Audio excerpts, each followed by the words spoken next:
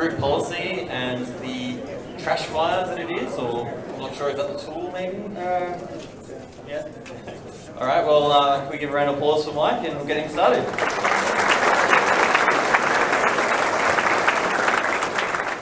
Thank you. Yeah, thanks for coming to hear me speak. Like the time says, my name is Mike Ross. I'm lucky enough to get to break other people's nice things for a living.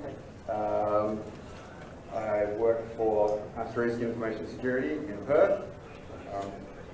You may remember me from last year's BSides Canberra, where my pal Clinton and I made a derby say a swear. This talk will be maybe less entertaining than that, but maybe more useful, I hope. Less of you may also know me from a talk I did a whack on last year about a privilege escalation. In that talk I said that group policy probably deserves a talk all its own, and I'm an idiot, and so here I am. There will be no pictures of Donald Trump this time, I promise. So, I'm going to talk about group policy.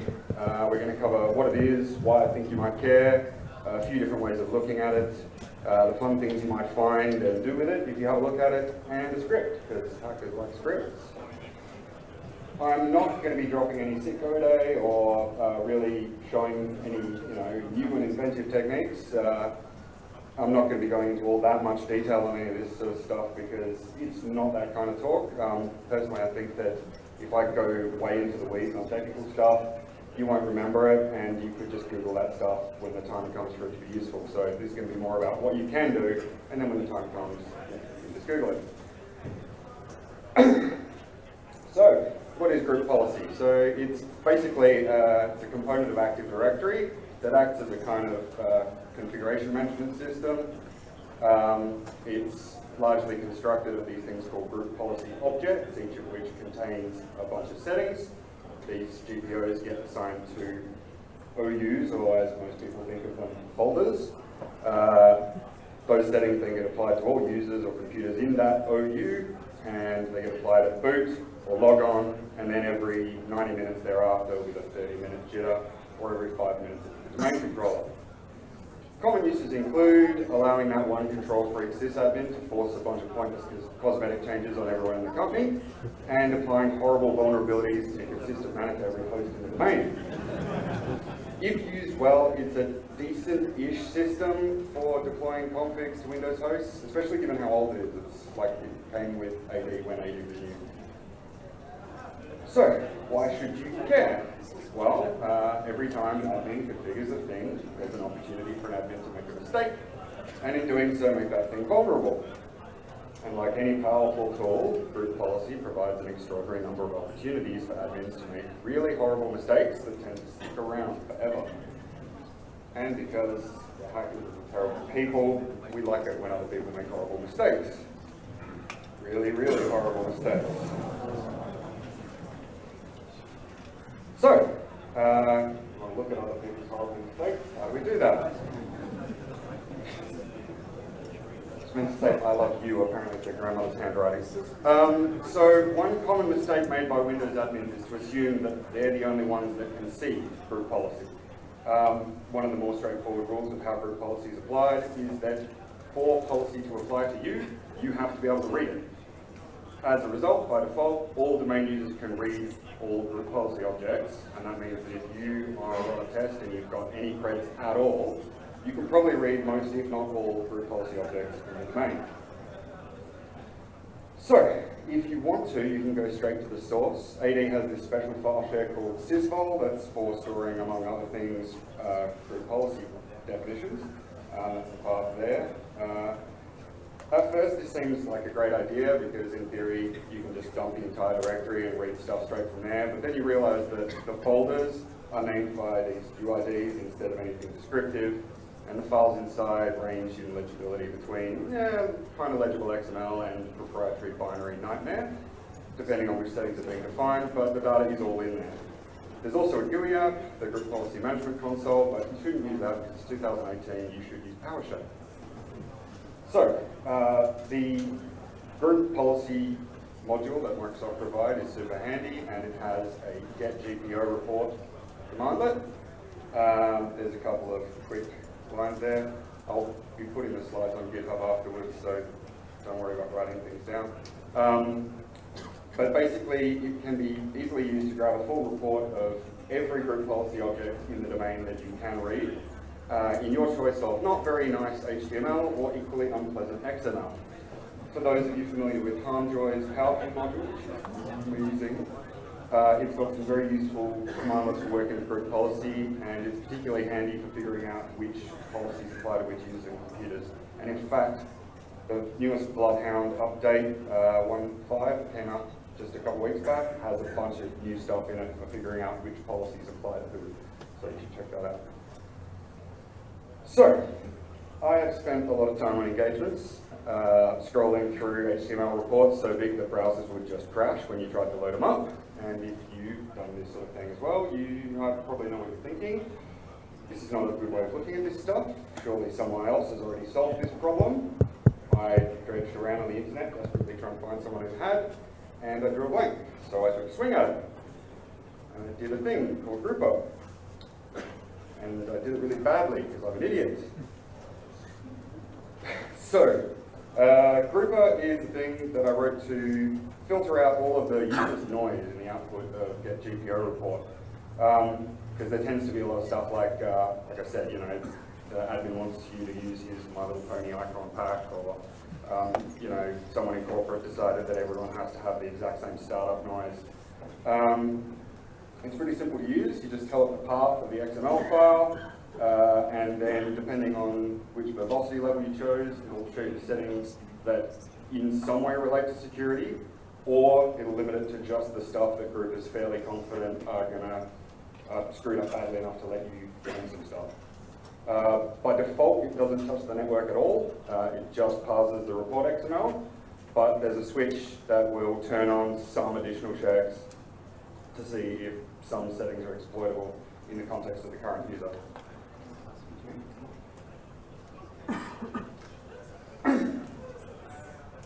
So, now I'm going to dig into the fun stuff and talk about each of the classes of security-related settings you can find in group policy, the ways they get screwed up, and how you can exploit them. If you see this little fella appear in the corner, that's the shell bell. If you see the shell bell, it's reasonably straightforward to use the thing we're looking at to pop shell if it's been sufficiently badly screwed up. So, like many other things in Windows land, GPOs are securable objects, meaning that they have ACLs. Like all things in all operating systems, admins will very happily hand out excessive permissions to anyone if it will get them to go away and leave them alone.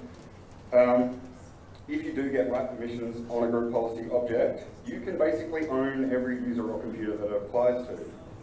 The easiest way to do this is the new-GPO immediate task commandlet, which is in PowerView, which I mentioned earlier. And it literally just creates a scheduled task as that user or computer, and then it runs automatically immediately, and then just deletes itself. So you can put whatever commands you want in there, have a nice time. I did see Rabbit Mouse mention on Twitter the other day that he's working on a PowerShell module to abuse a bunch of this sort of stuff in ways other than new GPO immediate task. So keep an eye on his Twitter account. I didn't see what that was in any detail, but it should be fun because the guy knows what he's about. Right. This is kind of the most flexible class of settings, and it's where admins can set up any custom registry entries they see fit. But you'll find a bunch of really fun stuff in here. The most overtly useful examples are stuff like BNC passwords, which are trivially decrypted using a pretty standard method to be. I think there's a tool built into Kali to do it, or there's a very shady looking Chinese website that'll do it. Another favorite is auto logon credentials. So they're literally just set in the registry and right there in plain text. They're often pretty rubbish stuff like low proof accounts or kiosk machines, but sometimes you'll get something great like the account for the big TV in the network admin's room that has access to all the monitoring systems. And the easiest way to set that up is just to make it a domain admin. And yeah, you'll have a nice time with that. This category does tend to be very, very noisy, especially in shops with really old school admins who they know exactly which registry entry they need to modify and they just do it by hand. Despite the similar name, this is not the same thing. This category is full of like Windows configuration options that are set in the registry, but group policy provides a nice GUI interface for admins to set them rather than having to do it manually. There's some fun, potentially abusable bits in here, but there's also an enormous amount of really tedious crud. One of the less tedious ones, which we'll have got to mention, is always install elevated. It's a fun option. It grants push button prevest, basically lets you run WMI installers as admin, and MSF Venom will output a WMI file to use it, as will PowerUp, another one from Funjoy, which is very useful. This section also tells you, for example, where Windows updates are coming from, so you could maybe try out that nifty was us attack, those French guys presented at DEF CON last year. I haven't yet, but it looks cool. And all your MS Office settings live in here as well. They're mostly pretty boring, but it will tell you nice stuff like where the default template location is. So if you look at that, figure out you can write to it, and you drop some macros in the default template, then all of a sudden every time anyone opens a new document, you have a nice time.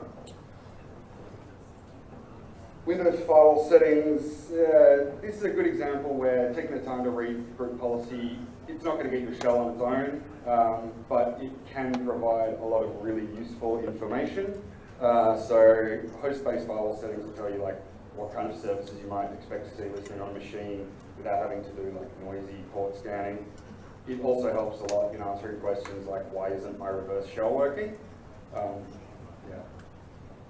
GPO users, this is where our old friends group policy preferences passwords live and turn up. These are such a problem that Microsoft actually pushed out a patch to stop admins creating new ones in 2014. But basically, if an admin used this feature to set the local creds on a host, you can just read them. They're encrypted, but they use a single universal key that is published on TechNet, and you can just decrypt them. Grouper will decrypt them for you, but for completeness, I found this out recently, you should probably still use PowerSploit's get GPP password because there's like a really weird edge case where a certain type of replication error a long time ago can create broken policy folders that get GPO report can't see and therefore Grouper can't either. So if you really want to be thorough, use get GPP password. Which is in PowerSploit. This section could also include some handy information like they changed the administrator account's name to the sysadmin, or they created a local service account on this machine with a note in the description field saying username equals password. That definitely never happened. Right. Similarly, this is where you can see users getting added to or removed from local groups. Most often, the local admins group and the remote desktop users group. Don't forget though, there are other groups that are interesting other than administrators, like backup operators. It's Microsoft speak for read-write access to the entire file system, as long as you do it by the backup API. This policy also goes a long way to helping you spot where your account, your local account, has RDP access, because Bloodhound, for example, won't do that. It'll only tell you where you've got admin. Yeah. This one, sorry.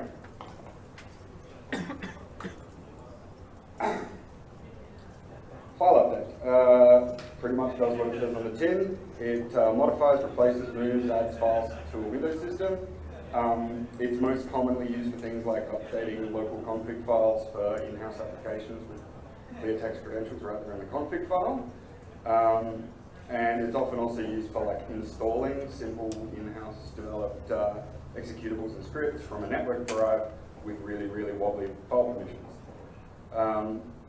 Grouper has a -online switch that you can turn on that will actually go out and check the file permissions for those source files, and it'll also tell you if the current user that you're running it as can modify those files. So depending on the type of file that's being pushed, you might need to get kind of creative to pop shell with it, but if it's just a script or an exe and it actually gets run at any time, you just sub it out to something that does something fun and you have a nice time. Right, again, this one does what it says on the tin. It takes an MSI file and it installs it on the target machine. If you can replace the MSI file, yeah, you'll have a nice time. So we have a setting class that sets up scheduled tasks on the host. There's a whole bunch of different fun ways to screw these up. They often run a binary script from file share, and yes, group will check if you can modify it. They'll often be configured to run in a service account, and then the credits are stored in the group policy object using the same encryption method mentioned earlier for adding local users, the group policy preferences stuff. And sometimes admins who think that only they can read GPOs will think that they're being secure by not hard coding the credits in the script, but instead passing them as an argument for the script and then defining the credits or defining that argument in the group policy object. And you can still read that. Right, this nifty feature lets admins reconfigure users' home dir's so that their desktop or documents or music folders are stored on a network file share with badly configured permissions. And there's plenty of ways to get cute and creative with this.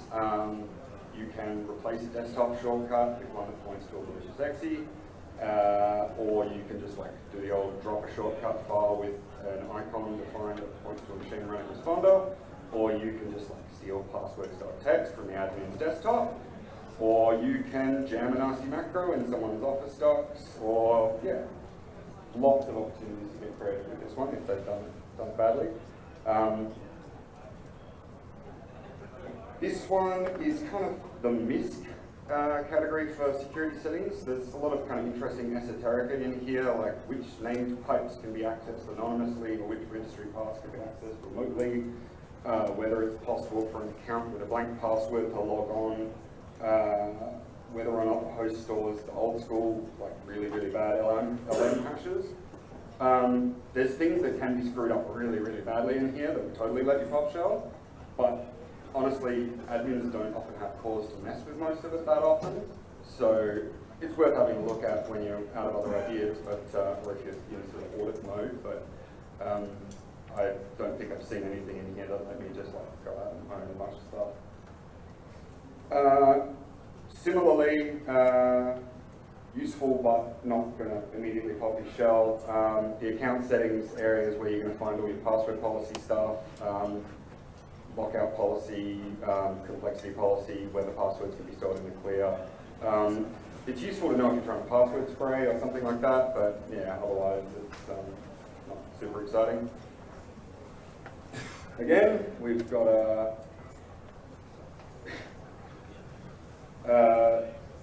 startup scripts, shutdown scripts, log off scripts are all defined in here. If you're really lucky, you'll find some fun creds hard-coded straight in the script. They're mostly going to be stored in sysvol, which is pretty rare for the file permissions to be screwed up from sysvol. But a lot of the time they will be on a random file server where some admin granted full control to everyone because they were hungover. And again, Grouper in Bash Online mode will tell you if you can modify the script in question. And again, you will sometimes find admins passing passwords as arguments to scripts in the name of security. Group policy can also be used to set up network shares on hosts, which is definitely worth checking out for that 1 in 20 chance that all the devs keep backups of the prod MSSQL databases on file shares on their workstations, because I don't know why. But they do it, they really do. And ini files, basically conf files for Windows. I've never seen group policy actually used to push these in real life, but given that ini files do sometimes contain stuff like DB connection strings and whatever, it's worth having a squeeze at. Again, environment variables, I've never seen these set by group policy, but it can be done, and I've seen setups on Linux servers that do insane shit like set AWS tokens as environment variables, so you don't want to miss it when someone decides to do that on a Windows box. Shortcuts will push .lnk files. These are really useful for two reasons. One is that admins often like to set up the help desk with a nice pre-configured set of shortcuts for all of the in-house web applications that have remote command injection built into them, because it's just like a PHP front end for a PowerShell script that resets everyone's passwords unauthenticated. That definitely never happened in real life. Or things that provision MFA tokens, super useful if you are having a hard time finding it without making a bunch of noise on the network. The second thing that's useful is that they often point to binaries and scripts on weekly file shares. We camp, but we have a nice time. GPO user rights. So Windows likes to separate out the concept of rights from permissions, and it can be super confusing for people coming from Linux land where like everything is a file and permissions are all the same. Some of the rights are pretty mundane, but some of them are insanely powerful. Let you do things like RDP to the host, take ownership of any file, debug any process, or act as part of the operating system, but most of the best ones boil down to lets you run Mimikatz. Grouper will sort the wheat from the chaff for you in this category. It only shows the ones that have like, meaningful security implications. The most common of these that you'll see is SE machine account privilege. It'll get you excited until you realize what it does, which is just adding machines to the domain, which you can do by default, but you shouldn't be allowed to by default. You can. Right. So the point is, there's some serious shell bell to be run if you follow the treasure map that group policy provides. God damn, it's terrifying. So, regrets and next steps. Anyone recognize those feet? Yeah. I haven't told him I was going to do that. One of the big lessons I learned writing Grouper is that I should have taken the time to read enough Docker to learn how to use XPath queries and PowerShell, because it would save me a load of time. Instead, I did it the dumb way. A nice guy I met on the Bloodhound Slack, Liso, L-I-S-O, he's helping me rejig Grouper to use them. Grouper could still use a lot of tweaking. In particular, I could use a hand sort of rejigging or expanding the ability of Grouper to sort of tell the difference between this thing could be bad and this thing is definitely bad. Also, custom or sort of third-party ADMX templates, like the group policy templates for stuff like Citrix and non-Microsoft things. There's lots of fun to be had in them. I don't have access to those at the moment. If you're in an environment with that stuff and you can find a way to sanitize the output of a GPO report, it would be super useful. Also, if anyone has any ideas for removing the dependency on Microsoft's group policy module and passing the policy file straight from sysvol, both myself and Harmjoy and all those guys would be super grateful because it's an enormous pain in the ass. Thanks. 2, my co-workers at Asterisk, my boss, those people listed by name, Sysop Host, Prashant, Harmjoy and Liso, Bloodhound Game Slack, and all the ducks. And if I rush this enough, there might be a bit of time for questions. All right, well, we'll start with a bit of a thank you for what is an awesome talk on our group policy. So, round of applause.